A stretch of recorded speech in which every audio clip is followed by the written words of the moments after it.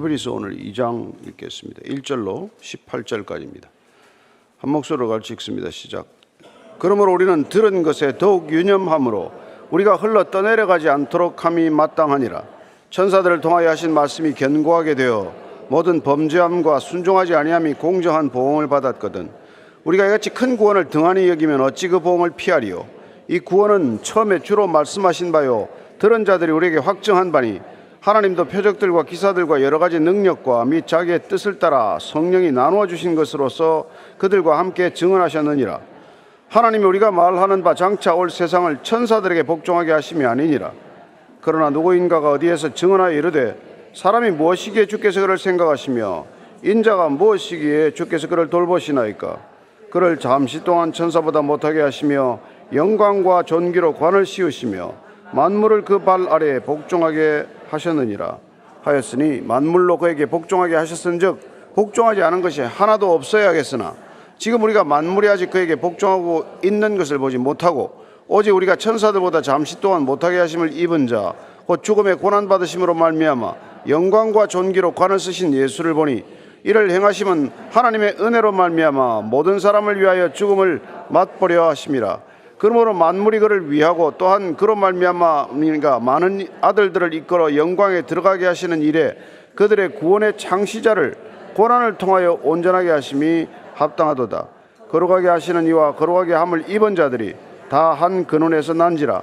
그러므로 형제라 부르시기를 부끄러워하지 아니하시고 이르시되 내가 주의 이름을 내 형제들에게 선포하고 내가 주를 교회 중에서 찬송하리라 하셨으며 또다시 내가 그를 의지하리라 하시고 또다시 볼지어다 나와 및 하나님께서 내게 주신 자녀라 하셨으니 자녀들은 혈과 육에 속하였음에 그도 또한 같은 모양으로 혈과 육을 함께 지니심은 죽음을 통하여 죽음의 세력을 잡은 자 곧 마귀를 멸하시며 또 죽기를 무서워함으로 한평생 매여 종로로 타는 모든 자들을 놓아주려 하심이니 이는 확실히 천사들을 붙들어 주려 하심이 아니요 오직 아브라함의 자손을 붙들어 주려 하심이라. 그러므로 그가 범사에 형제들과 같이 되심이 마땅하도다. 이는 하나님의 일에 자비하고 신실한 대제사장이 되어 백성의 죄를 속량하려 하심이라. 그가 시험을 받아 고난을 당하셨은즉 시험 받는 자들을 능히 도우실 수 있느니라. 아멘. 이 세상에 좋은 것, 아주 값진 것을 있으면 같이 잘 안 나눕니다. 혼자서 그걸 움켜쥐고 있거나 가장 친한 사람들하고만 나누지 그걸 아무에게나 누구에게나 이렇게 전하지 않는다는 것이죠. 그래서 그 카르텔이라는 게 생기는 거예요. 그렇지 않아요? 이건 뭐 우리들만의 전유물이다. 예를 들어서 뭐 석유 자본이 크니까 석유 카르텔, 영화 산업의 이윤이 크니까 뭐 영화 산업 카르텔 이런 걸 만든단 말이죠. 구원은 어떻겠습니까? 비교할 수 없이 큰 가치이기 때문에 이 하나님을 유대교가 전유물로 가두었단 말이에요. 유대인들만을 위한 것이 아닌데. 그렇습니다. 구원이라고 하는 것은 인간이 값을 치를 수 없을 만큼 가치 있는 것이기 때문에 값 없이 주시기로 결정하신 것입니다. 그래서 이걸 받는 것보다 더 중요한 일이 없고 더 큰 가치가 이 세상에 없음에도 불구하고 어쩌면 이 진정한 가치를 잘 모르게 해서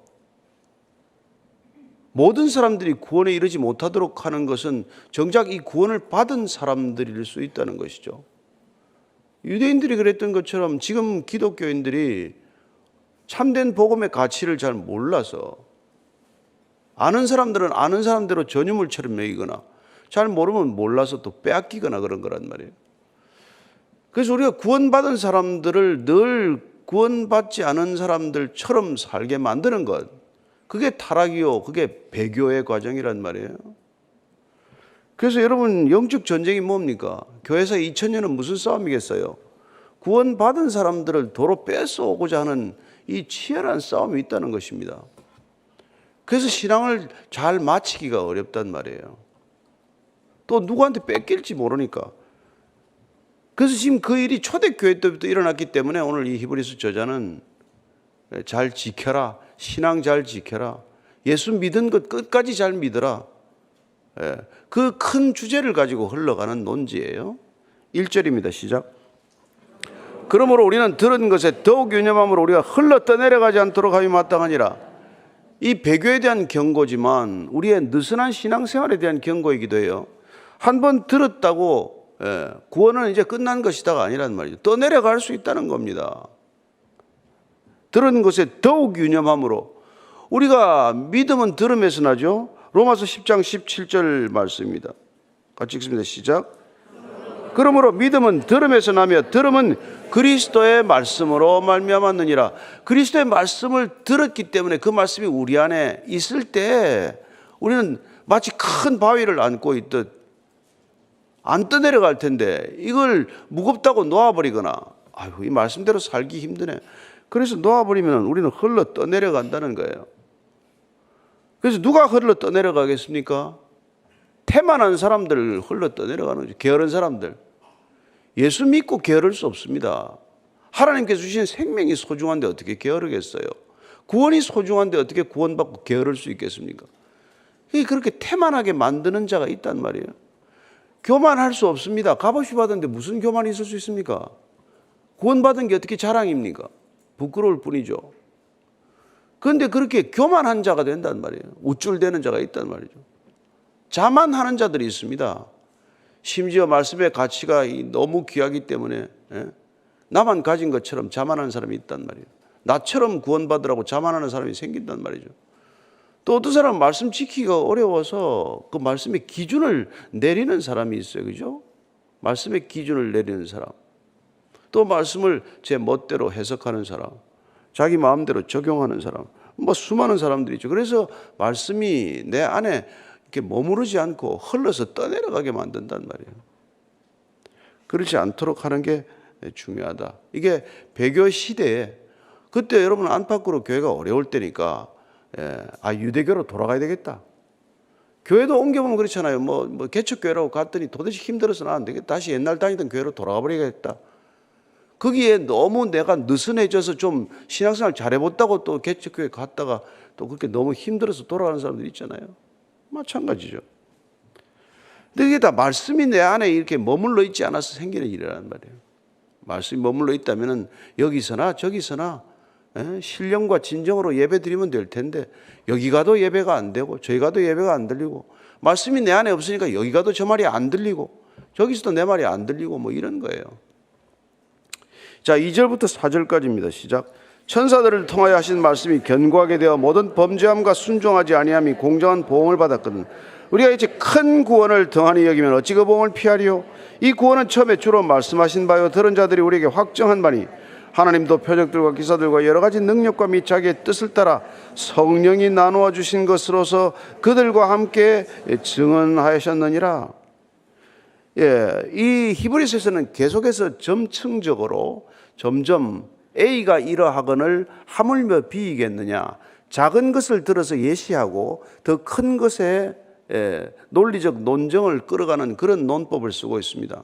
그래서 오늘 이 말씀은 간단히 얘기하면은 율법을 통해서도 우리에게 주셨을 때 그 율법을 안 지켜도 정당한 응당의 대가를 치러야 하거늘 하물며 큰 구원을 받고서도 구원에 합당하지 않으면은 얼마나 큰 대가를 지불하겠느냐, 이런 얘기예요. 뜻은.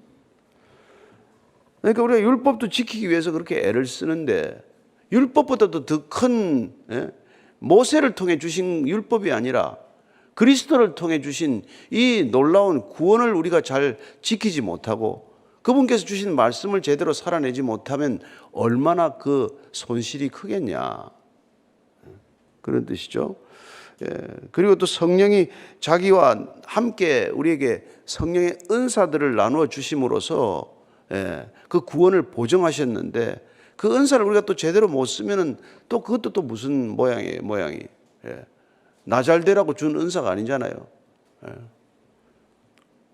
나 하라고 여러분들에게 돈 벌라고 무슨 이게 신유의 은사를 주셨겠습니까? 이런저런 사례를 받으라고 예언의 은사를 주셨겠습니까? 그렇잖아요. 설교 안 됐으면 저도 이런 데 안 썼을 텐데 설교 좀 된다고 매일같이 나와 서는 게 이게 힘만 들지, 그렇잖아요. 그러나 얼마나 보람이 있냐 이 말이에요. 기쁘냐 이 말이에요. 은사가 쓰이는 것보다 더 큰 기쁨은 없어요. 그러나 자랑거리는 아니란 말이죠.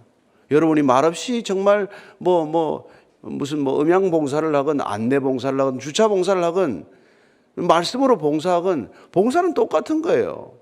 예. 누가 우위에 있거나 낮거나 한 게 없단 말이에요. 예. 교회를 든든히 세우려면 다 있어야 되는 거 아닙니까? 예. 여러분 제가 이거 뭐 설교하려면 아침 일찍 나와서 이거 음향 다 해야 되죠. 이거 소리 다 봐야 되죠.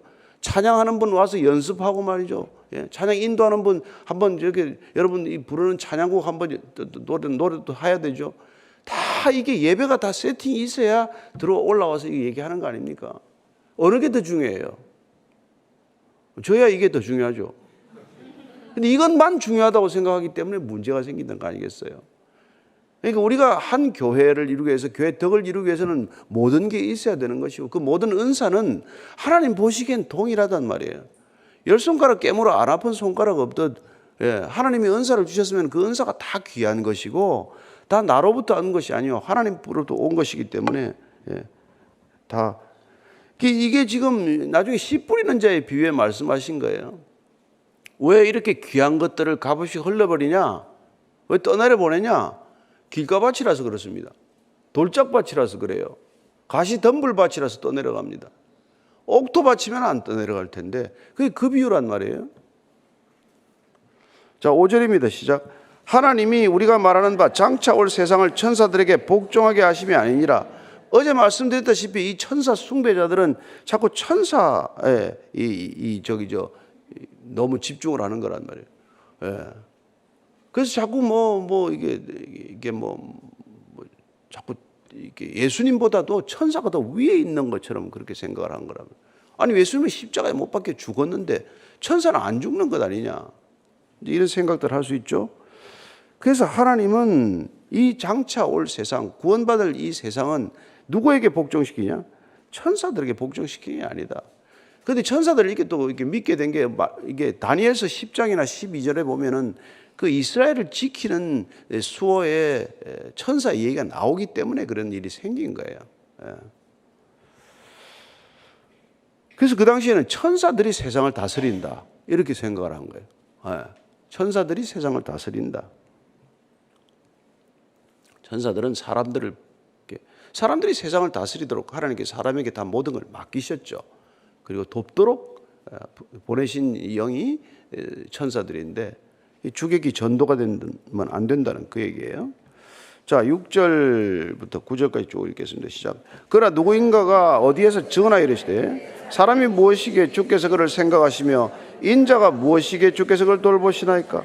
그를 잠시 동안 천사보다 못하게 하시며 영광과 존귀로 관을 씌우시며 만물을 그 발 아래 복종하게 하셨느니라 하였으니 만물로 그에게 복종하게 하셨은즉 복종하지 않은 것이 하나도 없어야겠으나 지금 우리가 만물이 아직 그에게 복종하고 있는 것을 보지 못하고 오직 우리가 천사들보다 잠시 동안 못하게 하심을 입은 자 곧 죽음의 고난받으심으로 말미암아 영광과 존귀로 관을 쓰신 예수를 보니 이를 행하시면 하나님의 은혜로 말미암아 모든 사람을 위하여 죽음을 맛보려 하심이라.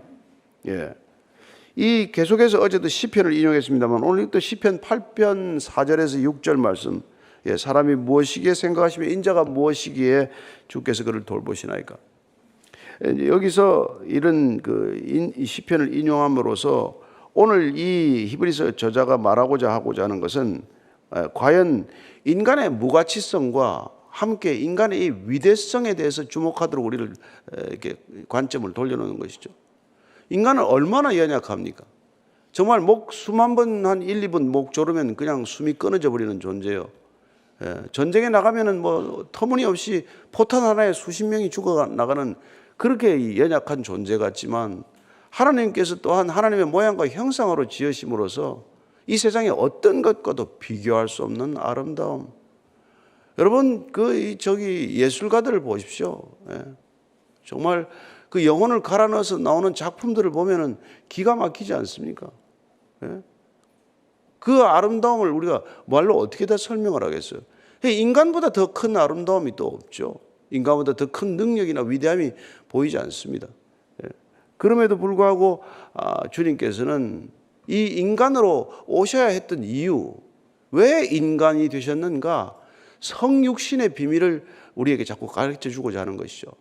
왜냐하면 인간이 천사보다 분명 못해 보이는데 왜 신이라고 하면서 하나님이라고 하는 존재가 인간이 되셨나? 왜 하나님은 이런 방법으로 구원하나? 이걸 이해를 못하는 거예요. 아니, 위대하신 하나님이면 말 한마디면 우리가 다 구원돼야 되는 거 아닙니까?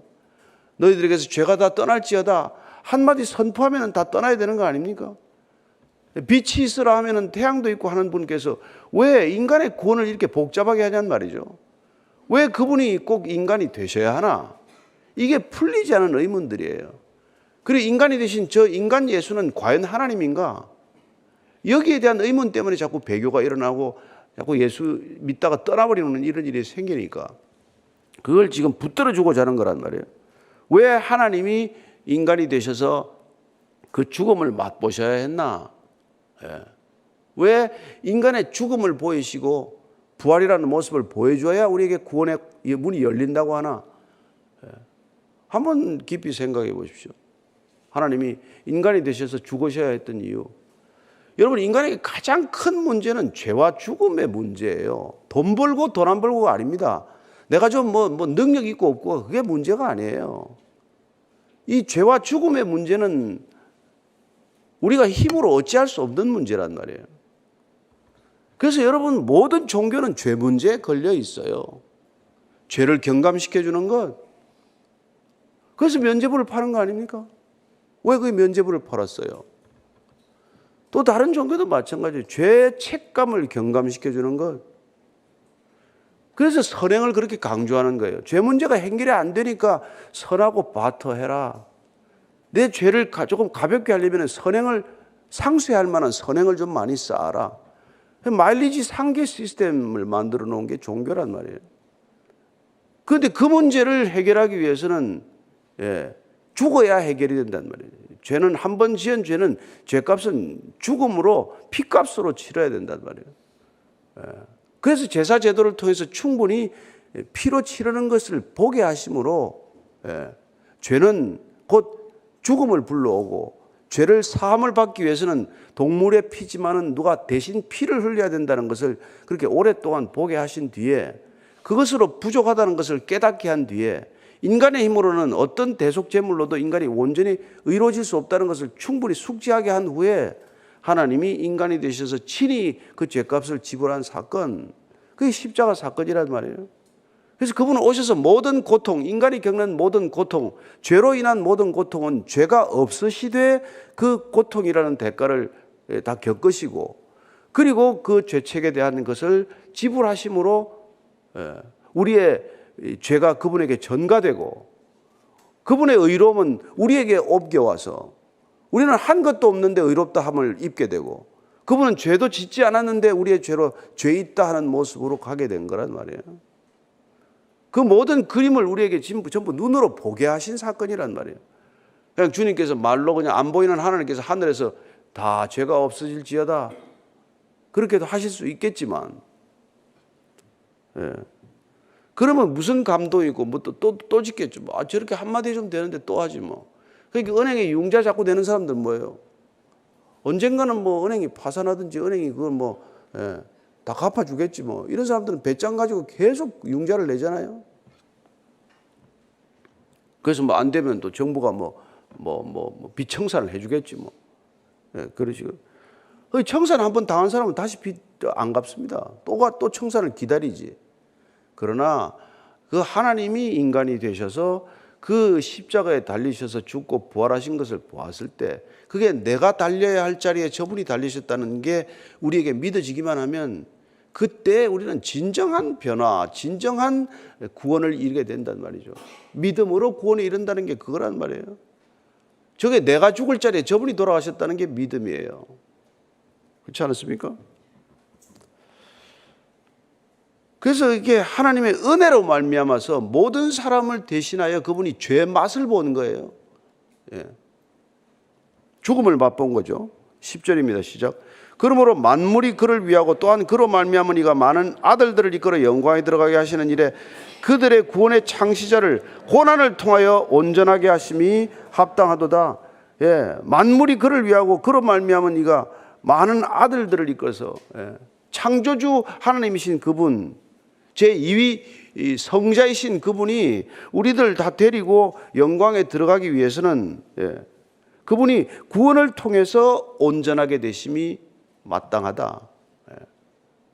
그분이 하늘에서 내려오셔서 인간이 되셔서 인간을 이끌고 올라가야 마땅하다 이 말이죠.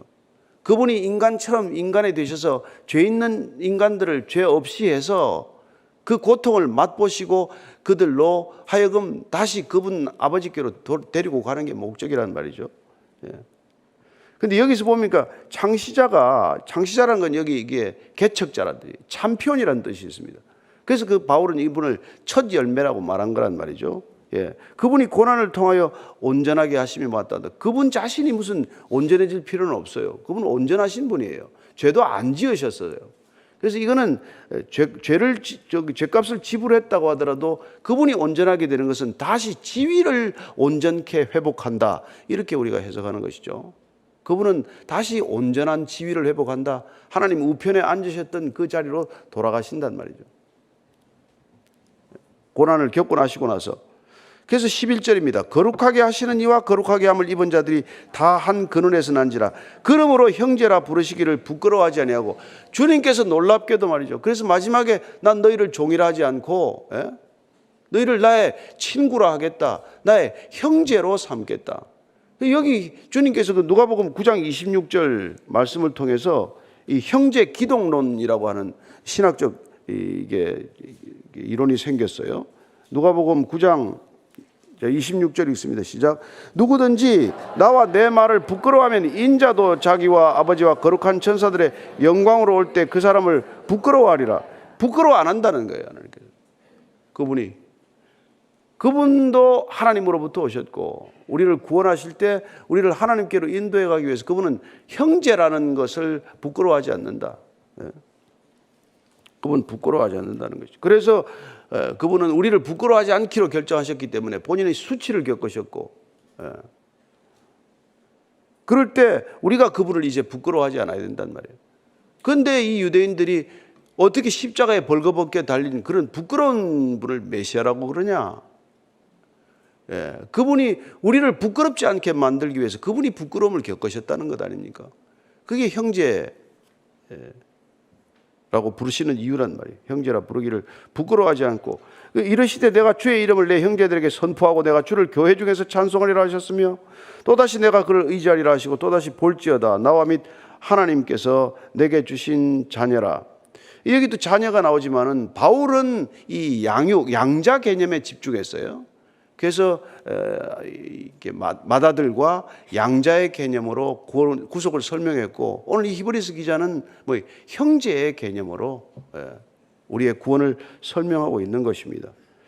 자, 14절 이해합니다. 시작. 자녀들은 혈과 육에 속하였으며 그도 또한 같은 모양으로 혈과 육을 함께 지니심은 죽음을 통하여 죽음의 세력을 잡은 자 곧 마귀를 멸하시며 또 죽기를 무서워함으로 한평생 매어 종로로 다는 모든 자들을 놓아주려 하심이니 이는 확실히 천사들을 붙들어 주려 하심이 아니요 오직 아브라함의 자손을 붙들어 주려 하심이라.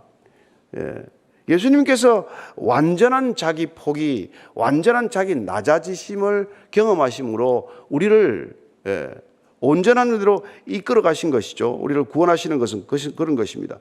그렇게 하기 위해서 그분은 혈과 육의 본인이 속한 인간이 되셨고, 그렇게 혈과 육을 우리와 함께 지냈던 까닭은 그분도 죽음을 통해서 죽음의 세력을 멸하시고자 한 것이다. 그분이 죽으심으로 죽음을 이기신 분이란 말이에요. 죽으심으로 그분은 죄값을 치르셨고 부활하심으로 죽음을 이기신 분. 그래야 우리가 그의 죽음과 그의 부활과 연합하는 자가 되도록 우리를 구원하시는 거란 말이에요. 구원이란 우리가 그분의 죽음과 함께 연합하는 것이고 그분의 부활과 함께 연합하는 것 아닙니까? 그런 놀라운 것은 그분께서 완전히 자기의 비우심, 자기의 낮아지심, 빌립보서 2장 6절 8절에서 나오듯 그분 본체가 하나님과 동등하시나 동등함을 여기지 아니하고 자기 몸을 비워서 종의 형체를 가지셨단 말이죠. 그래서 인간이 되신 거란 말이죠. 그래서 그분은 온전히 비우신 것이고 온전히 낮아지신 것이란 말이에요. 그래서 그 온전히 비우심은 하나님의 신성이요 온전히 낮아지심은 인간의 인성을 말하고 있는 것이다. 그런 뜻이죠. 그래서 우리가 한평생 죽음에 매여 있단 말이에요. 왜? 죄 때문에. 그래서 그 죽음의 문제를 주님께서 해결해 주셨단 말이에요. 그래서 크리스찬이란 뭡니까? 죽음과 죄로부터 자유해지는 거란 말이에요. 구원이란 뭡니까? 여러분이 죄로부터 자유해진 것이고 죽음으로부터 더 이상 두려워하지 않는 존재가 된 거란 말이에요. 예. 우리가 매일 장례식도 있고 하지만 그러나 우리가 죽음을 두려워하지 않는 존재. 예. 죽음이 오히려 허상이라고 하는 것을 믿는 사람들이 된 것이죠. 예. 그래서 골로새서 2장 14절을 보면 이렇게 되어 있습니다. 시작. 우리를 거스르고 불리하게 하는 법조문으로 쓴 정서를 지우시고 제하여 버리사 십자가에 못 박으시고, 우리가 노예 계약 맺었던 거랑 마찬가지다. 이 십계명이라는 그 법조문이나 율법이라는 게. 그 율법은 우리를 의롭게 할 능력은 없고 하나도 전부 우리를 맨날 무슨 죄 제목으로 가두기만 하니, 예, 그걸 법조문으로 쓴 정서를 아예 지우고 제해버리고 그걸 십자가에 못 박아버렸다. 예. 그래서 우리가 로마서의 말씀대로 우리가 죄와 사망의 법에서 우리를 완전히 생명과 성령의 법으로 우리를 자유케 하시는 그런 놀라운 구원을 허락하신 것이다, 이 말이죠. 그래서 우리는 그 일들이 다 천사를 우리가 붙들어주는 일이 아니라 아브라함의 자손들을 붙들어주고자 하는 하나님의 놀라운 섭리요, 또한 은혜요, 그분의 구원의 계획이라고 하는 것이죠. 17절 18절입니다. 시작. 그러므로 그가 범사에 형제들과 같이 되심이 마땅하도다. 이는 하나님의 일에 자비하고 신실한 대제사장이 되어 백성의 죄를 속량하려 하심이라. 그가 시험을 받아 고난을 당하셨은즉 시험 받는 자들을 능히 도우실 수 있느니라. 여기 또 대제사장이 등장합니다. 여기 히브리서에서 유일하게 예수님께서 대제사장직으로 얘기하고 있는 분이에요. 물론 우리가 메시아라고 하는 것에 이 제사장직이 있지만 그분이 대제사장이라고 함으로써 대속죄일 날 오직 대제사장만이 지성소에 들어가서 죄를 사했듯이 그분이 이 땅에 오셔서 대제사장으로서, 인간으로서 오신 목적 중에 하나가 대제사장으로서 인간의 모든 죄를 대속죄일 날 속죄하듯 십자가에서 다 속죄하는 그런 일을 감당하셨기 때문에, 그러므로 우리를 능히 도우실 수 있는 자 되셨다는 것입니다. 그래서 그분은 형제로서 우리를 도우셨고 대제사장으로서 우리를 도와주셔서 우리를 구원에 이르게 했지만, 그분 당신 자신은 모든 우리가 겪어야 할 고난을 다 함께 겪으셨고 우리 대신 죄값을 치르셨고 그리고 우리를 자유케 하셨다는 것을 믿으시기 바랍니다. 그 엄청난 걸 알면 배교하겠냐? 네가 이 사실을 알면 신앙생활 느슨하게 하겠냐? 이게 지금 히브리서의 목적이란 말이에요. 예수 믿는 게 이렇게 간단한 일이냐? 이분이 이런 대가를 치렀는데 그 정신없이 살아 되겠냐? 그렇게 너 자신만 알고 네 것만 움켜쥐고 살아 되겠냐? 그 얘기를 하는 거예요. 그러니까 여러분, 그리스도인이라는 걸 알면 알수록 우리는 정말 그리스도의 성품과 인격을 닮아갈 수밖에 없는 존재다, 이 얘기죠. 우리가 주일을 앞두고 주일만 지키는 것이 아니라 일주일 내에 주일처럼 살다가 주일 모여서 우리가 그렇게 살았음을 확인하는 시간을 갖게 되는 저와 여러분 되기를 바랍니다. 같이 기도하십시다. 하나님 아버지, 정말 놀라운 이 주님께서, 하나님 아버지께서 인간이 되시는 이 결정, 죄 없으신데 죄 있는 자처럼 고난을 겪으신 것, 죄 없으신데 죄인을 대신해서 십자가에 못 박혀서 손과 발에 못 박혀 돌아가신 것, 그리하여 그분이 끝내 부활하심으로 우리를 의롭다 하신 것, 그리하여 끝내 우리를 죄와 사망으로부터 건져주신 것, 이 구원의 본질을 감격으로 감동으로 날마다 새기게 하셔서, 하나님, 이 구원의 감격이면 족합니다. 구원의 감동이면 더 이상 요구할 것도 없고 바랄 것도 없고, 정말 그 어떤 것도 주님께서 허락하신 것, 선하지 않은 것 없다는 믿음의 고백, 흔들리지 않는 고백이 될 줄로 믿습니다. 하나님, 이 시대 그리스도인들이 배교하는 그리스도인들이 아니라 정말 이 놀라운 구원의 섭리에 묶인 바, 사로잡힌 바 된 그리스도인 되게 하셔서 세상과 구별될래야 구별되지 않을 수 없는 참된 믿음의 사람들 되게 하여 주옵소서. 이제는 십자가에서 구원의 본질이 무엇인지를 우리에게 똑똑히 보여주신 우리 구주 예수 그리스도의 은혜와 하나님 아버지의 형언할 수 없는 사랑과 그 사랑에 메인바 되어 날마다 사랑으로 살게 하는 성령님의 인도하심과 기름 부으심이 오늘도 구원의 참 의미, 성육신의 진정한 의미, 왜 인간이 되셔야 하는가를 깨닫는 그리스도인들이 참된 삶을 어떻게 살아가야 하는지를 결단하고 살기를 원하는 이 자리에 고개 숙인 진정한 그리스도인들 위해, 참된 믿음의 형제들 위해, 진정한 하나님 아버지의 자녀들 위해, 교회 위해 지금부터 영원까지 함께 하시기를 간절히 축원하옵나이다. 아멘.